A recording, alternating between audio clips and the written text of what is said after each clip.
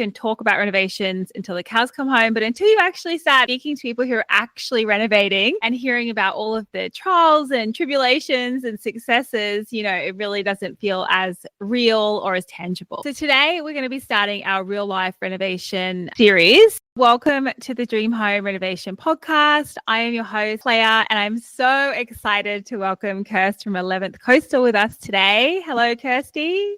Hi, Claire. Today, we're going to be starting our real life renovation series. So for those of us who haven't stalked you on social media like I have, can you tell us a little bit about you? People call me Kirsty or Kirsty or Kitty. I have a few names to different people, but I am married to Paul, been married a long time, 20 years this year actually. We've got two adult sons and we've got our fur baby, Miss Emily May, who features quite heavily in my feed. We moved down to Torquay in 2016 to chase that dream life balance. Yeah, and that's a little bit about me. So you built this house that you have at Torquay. Okay. Yes. And then you decided to renovate it. So when our last house, our living space was in the middle of the house. So it was very dark. And once we put the pergola on, it became even darker. And I said to Paul when we were moving down here, we both had our sort of wants. And, he wanted the pool and I wanted the upstairs reverse living. So I also wanted bright and light. So we built everything is white because I knew that once we were living here, I'd be able to add in the colour in different ways. We built in 2020, and over the last nearly 4 years, I have progressively been adding colour, DIYing, and just having a blast, personalising a house for us. Which is really exciting. So tell us about some of those DIY projects. So you have done sort of anything from a laundry renovation to your coffee shelves, which I'll add has just been featured in the Bunnings DIY July winner for small projects. So congratulations. That was really exciting. That was mind-blowing. So cool. That is exciting. And such an awesome, just to look back and be like, hey, it's a lot of time we're DIYing our projects in our own home and no one really sees it. So it's nice. So it's nice to definitely share. Yeah, absolutely. When we moved in, we settled on the 4th of December back in 2020. And the DIYs actually started and reno started the day before settlement. We contracted a good friend of ours to come in and lay the floors, and to reduce the price, I became his labourer. We have vinyl planks, and upstairs you needed masonite underneath, and I carried every single piece up here and every single plank up here. And then I learned how to lay vinyl floors on both the masonite and on concrete. And so that was actually the first DIY of the whole house. I slept on a fold-out bed in our walk-in pantry the first night. And it's crazy because most people think to build a house, you're going to have it exactly how you want it. Have the builder come in, do all the cabinetry, do everything. But you basically got them just to build the shells and paint the walls. And then you came in and did everything else. Yeah. So when we were designing the cabinetry that we originally wanted was going to be really, really pricey. So we just went, no, cut that. Let's do stock standard. We can do it down the track once we've lived in the space. We wanted a walk-in pantry, but that turned out disastrous. I actually had our site foreman ring me and say, you need to get here straight away. What is in the plan is going to look ridiculous. So we came and we stripped it back to bare bones. I said, I'll fix it when we're in. And that's the thing, when in the design phase, this is actually design 9. Wow. So we went back and forth 9 times. The balcony came back and stayed, and a lot of things changed. But I just said, I want white on white, walls, ceilings, and then we can bring in us, our personality, our family, and all those pieces of us. So, yeah, it was white on white. Wow. And is it hard to find a builder that will go for, I guess, that kind of plan as far as walking away before finishes? We were really, really lucky. As I said, we're reverse living. So our master bedroom and ensuite is upstairs and our living is upstairs. So our kitchen, our lounge room and our dining, and the boys are downstairs. So our big thing when we were building was to make the house livable for 2 teenage kids downstairs, or 2 adult sons. We actually took a room out. This is only a 3-bedder with a study, which could be a nursery.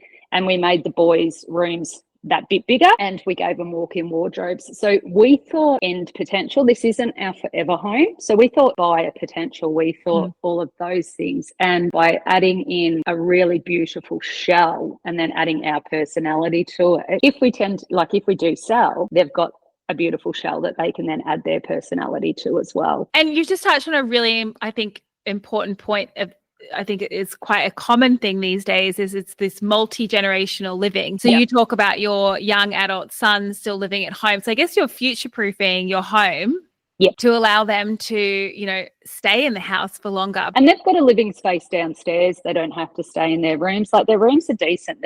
They've both got queen beds.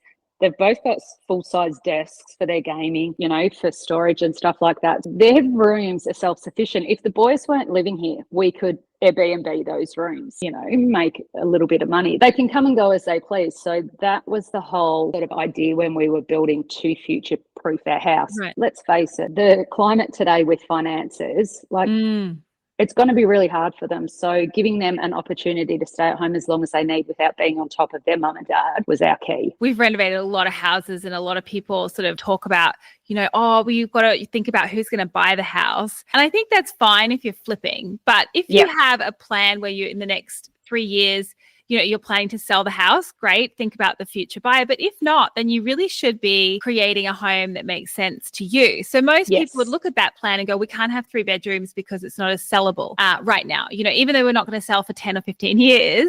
Whereas I think it's great that you've really taken that dream home philosophy as far as, well, no, actually this needs to work for us and our family. It doesn't have to be our forever home. We can still make changes 10 years down the track, but we're not looking to renovate for the buyer that's going to be coming in whenever.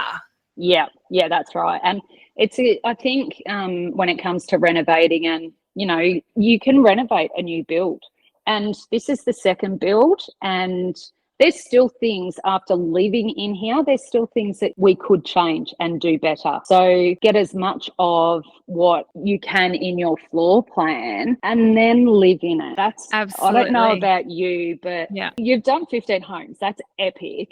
Living in a space to know how it would function good, if you're going to stay in it, how it would function good for your family, but if you're going to flip it, how it would function for a family of 2, 3, 4, whatever. So absolutely.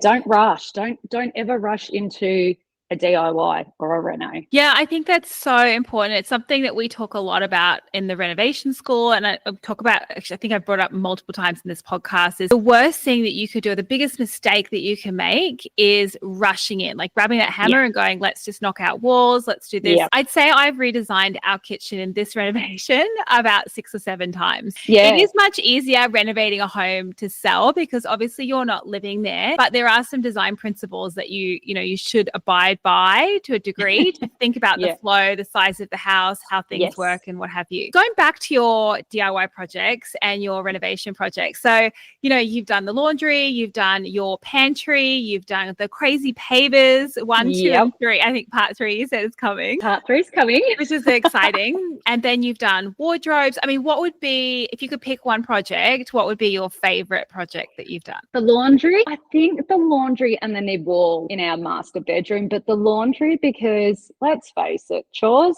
really aren't fun. We have to do them. Laundry breeds. Even if you stay on top of it for a day. So making that aesthetically pleasing for me was a big thing. And also adding in the shaving station. For those that haven't been on my account, I, as I said, have my husband and have our 2 adult sons.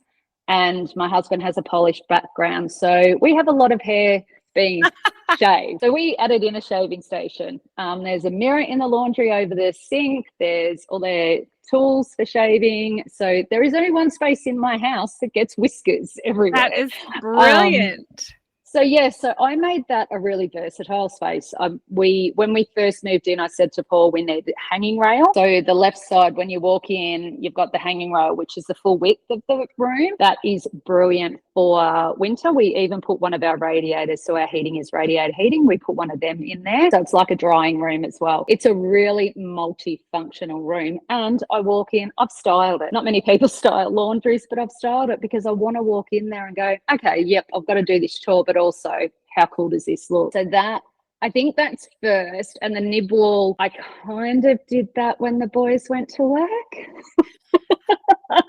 So they got home and I'd built a frame for the actual Easy Craft panels to go on top. And they just walked in and went, what on earth are you up to now? So Oh, I think it's brilliant. And that's what I love about your account. I mean, the endless energy and inspiration. But let's go back to the shaving station because I feel like this is a really unique project. Yeah. I mean, like I said, I've renovated 15 homes. I actually used to sell real estate overseas for a number of years. So I have been through my fair share of homes. Yeah. I have never seen a shaving station.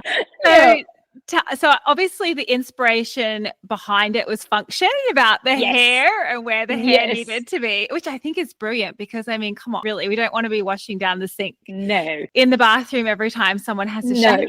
But where did you come up with the idea? Like what was it that inspired you? Like, where did it even come from? When my eldest son and my husband, we just clip up their hair. Like, my eldest son hardly ever gets his hair cut at a hairdresser. So I also can add hairdresser to my resume. I'm not really good at it, but hey. And I was sick of being called into our master ensuite and downstairs in their bathroom. I went, this is ridiculous. It all needs to be done in the laundry troughs. So it's a one-stop shop. Like, hubby, come and get your head shaved, come and do your whiskers, and then Riley. So I made it fun by adding in around a Kmart timber board, a charcuterie board, and got a girlfriend to do cricket riding the shaving station. Oh, so how that clever. sits I there. love that sign. I have so that sits there. And it gets a giggle. So I'm all about laughing and having fun and stuff like that. So it does get a giggle. And so there's a skull bottle in there. That's actually a recycled alcohol bottle. Brilliant. I love adding little quirky things. I'm quirky. So that's what it sort of just evolved through my not so happiness of cleaning whiskers across the house. Yeah. And I mean, it makes sense. It makes complete sense. And people put their little doggy stations in the laundry. I mean, the laundry is such a multifunctional space. Absolutely. And you touched on it earlier about, not rushing into things. And I think creating and really future-proofing your dream home, your home, to think about your circumstances possibly might change. So right now you could just be two of you living in a house, but in 3 years' time, you're planning to have children, you're not planning to move. So why not, think about the spaces that you may need to evolve with you. And I know myself, before I had kids, the laundry, I mean, it really didn't even come on my list of things that was a priority in a house. And then I had 3 kids and I was like, oh gosh, like laundry is probably one of the most important rooms in the house because you are literally drowning in clothes. Like, I don't know where all these little clothes come from. Between that and the kitchen. Oh, unreal. But like you say, creating spaces that are really purposeful and are beautiful so that it makes the mundane feel that little bit more special because they've got to be done, right? I mean, you're going to have to do the laundry. You're going to have to clean up the whiskers. You're going to have to do all those things. Your hubby or whoever's doing it. Why not enjoy it? Yeah, absolutely. Why not put things in there that are going to make you happy? The green in the laundry is Dinosaur by Dulux. And just having 2 sons who used to play with dinosaurs endlessly, I just thought that was such a beautiful color, and green is such a beautiful color. It's soothing. So that was the winner in there. And it is a gorgeous space. And I do think, and how creative to use a charcuterie board. I mean, there you go. If you're looking for a finished piece of wood for a sign, looking for a charcuterie board or something like that is like genius. Yeah. And I added in the black downstairs. I've added in black in multiple rooms. It's very masculine and, the boys are downstairs. So there's not a lot of black upstairs, but downstairs there's quite a bit. So that's why I added in the Carigna black brackets to hold the timber and just adding the depth of timber. I love timber. I love the grain. I love working with it. So adding in the 2 different elements of the timber as well, it just made everything pop and it just makes me happy. Yeah, definitely. And it creates such warmth. I mean, I really do think it's, a beautiful addition. So tell me, did anything go wrong in any of your projects? Absolutely. Especially the coffee station. It has to go wrong before it goes right, doesn't it? It absolutely does. And, like you said, you've designed your kitchen how many times? It does. And I think over all the projects, even our retaining wall out the back, Paul and I had never built retaining walls. We watched a 2-minute tutorial on a Bunnings and they said what you needed. So off we went. And, we've got a stunning retaining wall in our backyard. We wanted a seat and we thought, oh, how are we going to do this? The first plan of the seat didn't work. The second plan did. In the coffee station that recently just featured, as you said, I started that last September. One major tip, while I'm talking about this, don't do things in a rush. Make sure you have time and you have the headspace. Don't go, oh, I'm just going to do this, because I can guarantee you will make a mistake. Right. Have the space. In a rush, put the shelf up, and I was sitting working at the kitchen table and heard all this creaking, and then watched the glass jars fall off the shelf. Oh, gosh. And everything smashed, and I just went, oh, things go wrong. Yeah. But that's okay. It's not laughing straight away because you can't, because you're just frustrated, but it's being in the moment and going, okay, well, that part wasn't meant to be. So how do we make this even better? I didn't drill into a stud. I didn't secure it into a stud. That was my first mistake. Yeah. So things absolutely go wrong. Absolutely. On the nib wall, I think I've mentioned on my Instagram, it's the easiest things that tend to go wrong as well, because you think that's easy and you rush it. The centerpiece literally just had to slot into the end piece, and then the other end slotted in. I only needed the 3 panels of the VJ. In a rush, I didn't chalk up the right side of the bottom of the middle VJ panel, so it sat crooked. So when I went to slide in the end piece, it wasn't going in. I had already glued it and I had already nailed it. And so for those I'll just stop you there. So for those of you who don't know what a nib wall is, basically it's where the wall, you can create like a pony wall per se, where you frame out a little jut behind the bed in the master. So you can use it as like a shelf that goes from wall to wall behind the bed. You can check it out on Kirst's page. But I just thought I'd mention that because not everyone listening might know what a nib wall is. Nib wall, yeah. And so basically it's a pretty easy.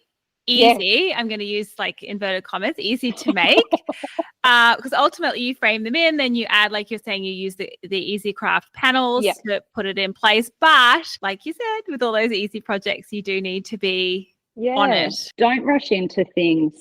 Sit in spaces and sit in your project. And if your first design doesn't work, don't worry. It's not meant to, and something better is meant to happen. Don't focus on it's a pain. Focus on what will it look like now? Right. I think that's great advice. And so on that then, if you were to give somebody advice who wants to renovate their home or tackle some of those projects, what would you say? I've got 2 really big tips. The first one would be, if you are building anything that you're putting over your plaster, and you need to know where your studs are. When I built that nib wall, I went along and I put blue masking tape on the floor where every stud was, and where the noggins, which are the ones that go in the middle of your studs in your wall. I put down where every stud was, and with the blue tape, because when you're attaching something to your wall, you need to know where the studs are to get the full. So that's my first biggest tip. My second biggest tip is, if you've got a lot of screws to screw in, carry a bar of velvet soap with you in your toolkit. And just, if you've got kids, this could be fun. This could include them in the project. Get them to just do that a couple of times with the screw on the bar of soap. It actually lubricates the screw and makes screwing so much easier. Yeah. That is incredible advice. I don't think I've ever heard someone to say, put a bar of soap in your toolkit. But I mean, I imagine, and I guess that's what I love about DIY projects, right? Is it's the unusual that usually inspires something really quite interesting. And so I think that's great advice. So I'll share a little tip with that. So we raised our house and they moved it forward.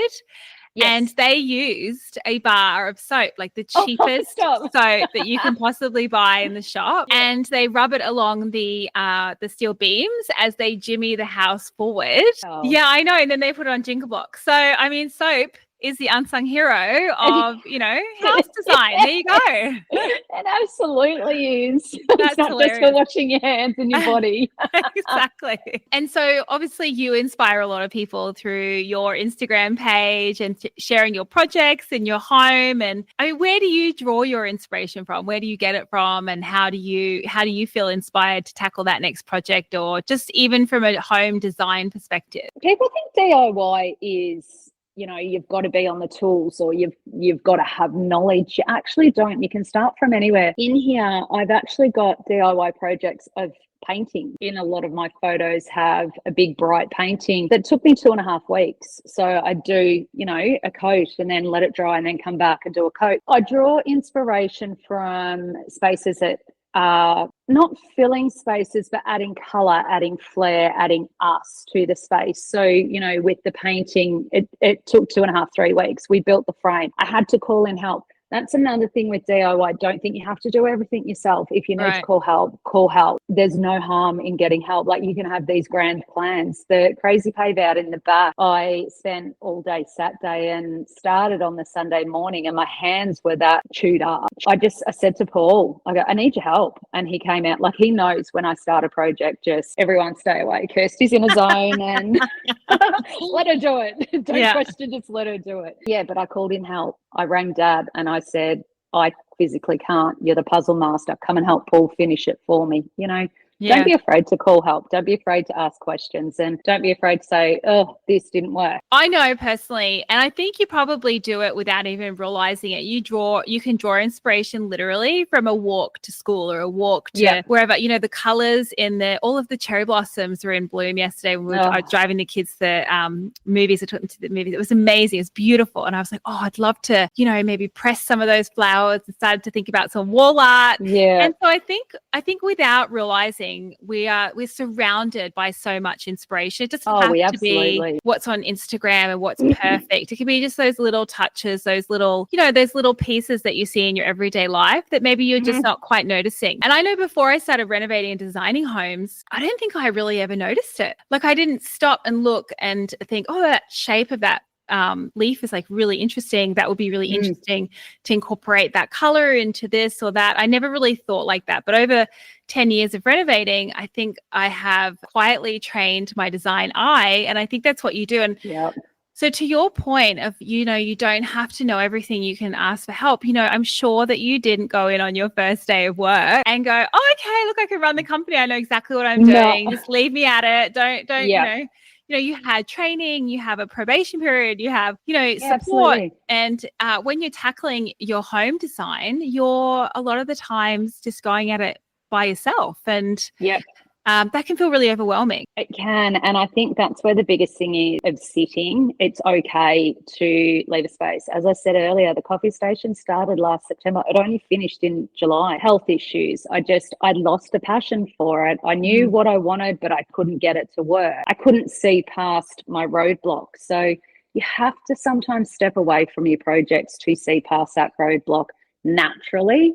Right. Not for that passing of the roadblock. My biggest inspiration since I was 8 is Rainbow Bright. Oh, I love it. She came out 40 years ago. So yes, I am sharing my age. She shared colour and glitter and love and happiness and just inviting and a sense of belonging for her and her sprites and everything else. And I've always tried to embody that. So I want people to walk into our house and just feel a sense of welcoming of, whilst they're here, they feel like they're at home. I don't want it to be stuck. I want it to be inviting. And so I guess that's where my inspiration comes from. I love that. And I guess that ties in nicely with all the color and the personality. Yeah, but like you say, it's all about creating a home that is a reflection of you. Yeah. And your family. Yeah. And for every good idea, there might be like 20 bad ideas. And that's okay absolutely. As well. And we always do okay, you can just freewheel it and just, come up with all these random ideas. I often go up to Derek and I'm like, okay, so bear with me. I had this idea. I always see the eyes go. And he's like, okay.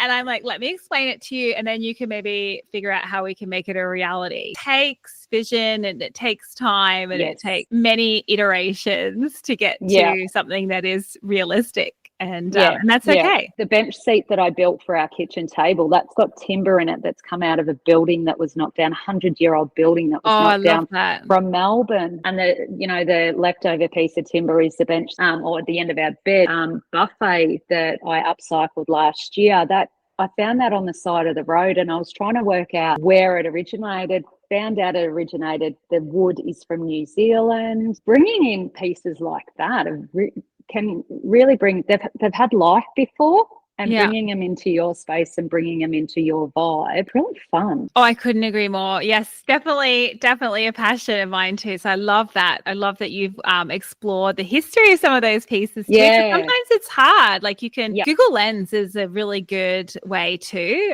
Have you tried that? There's an app that you can download. It's in Google. It's Google Lens. You can actually take a snapshot of an item. Oh. Yeah, and it will bring up similar listings. And so you can see whether it's like an antique piece or if it's like Wow. and it brings up kind of like a listing all over the world. So you can kind of get a grasp. That's how we found out the storage box we recently bought was an old French steamer box. Oh, that is stunning. Isn't That it is so just stunning. You know, you don't know where to start with some of these No. things because you don't even know what to call it. Yeah, I was very lucky. I shared it on my Instagram stories and I said, if anyone knows anything about this piece of timber, and I actually had a few girls from New Zealand that said, it's this sort of wood, look up this, we think it's this, it's from this company. And it just blew my mind. And, you know, and it's so much more sustainable. I mean, that may have very well ended up in a landfill and now you get to have a piece of history in your house. Yeah. Okay. Like your vanity. Your bathroom vanity. Oh my God, it's delicious. I absolutely am obsessed with it. I know. That was very much a trust the process project. Yeah. But yeah, like you were saying with your coffee station there, that took months to figure out. Yeah. I literally bought it. I didn't know what to do with it. I didn't like the color of the wood. I stripped it back. I didn't like the color of the wood once I'd stripped it. So I sat on it for another month. And then I got to the point where I just didn't want to paint it. I didn't want a painted vanity. So I was like, you know what? I'm just going to try and bleach it because if it doesn't work, I can still paint it. Like paint is great. Paint covers up a multitude of sins. Figured like, why not? And it actually worked out. I mean, it far surpassed my expectations of what that vanity was going to look like in my head originally. It's just an example of, you know, like you were saying, you can take something, you can make it your own, you can get creative, and it's good for the environment, and it's also good on your back pocket. Absolutely. And didn't your vanity win DIY July 2023? It did. Yeah, it did. DIY doesn't have to be scary. It can be anything. It can be painting a vase that you don't like the color of. DIY can be anything. Yeah. Exactly. And that's a really good place to start. You know, start with something really small, start with something that, you know, is not going to be a centerpiece or a big investment for you in time or resources. And then you can build from there. Everyone starts from somewhere. And so then tell me, is there anything in the pipeline that we can look forward to? Yes, there is. As we said earlier, there's Crazy Pay 3.0 going to come. I'm actually trying to potentially convince hubby to buy a reno project. Ooh, right up my alley. I love that. Yeah. Oh, it sounds exciting. So, well, if you want to stay across all of Kirst's projects, make sure to follow on at the 11th Coastal. Kirst, thank you so much for your time. You're welcome. Do you have any parting words before we finish up today? I just want to say thank you for the opportunity to come and chat with you. And remember, DIY is not scary. This DIY community, I think, is one of the most supportive communities out there. Thank you, Kirst. I really appreciate your time today. It's been so much fun speaking to you. Like I said right at the beginning, I've loved your Instagram page for its boundless energy and inspiration, and you brought that absolutely in folds today. And for those of you who have joined, thank you so much for listening to the Dream Home Renovation podcast. If you want to hear more and you love home renovation, make sure to subscribe and share far and wide with family and friends. Otherwise, we'll see you next week. Bye. Bye, everyone.